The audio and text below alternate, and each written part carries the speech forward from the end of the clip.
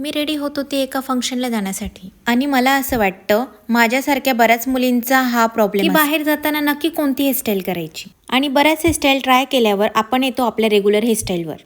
नेहमी 30 हेअरस्टाईल करून मला तर फार बोर होतं. या प्रॉब्लेममुळे मी अमेझॉनवरनं ऑर्डर केलेलं आहे मेक मी बोल्डचं automatic hair curler.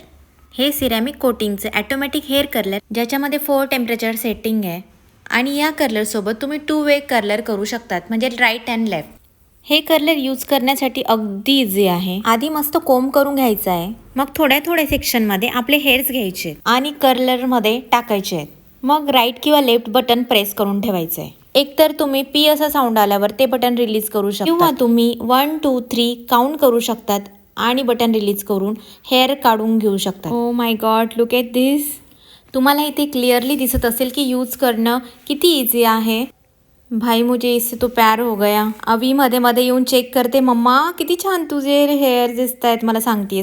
Look, see the result. दोघं सेक्शनमध्ये स्ट्रेट आणि कर्ल्स तुम्हाला दिसत आहेत. तुमचे हेअर कितीही लॉंग असले किंवा थिक असले तरी पण तुम्ही जास्तीत जास्त 10 ते 15 मिनिटात कर्ल्स करून घेऊ शकतात. आणि हो, तुमच्या मनाप्रमाणे तुम्ही टेम्परेचर सेट करू शकता.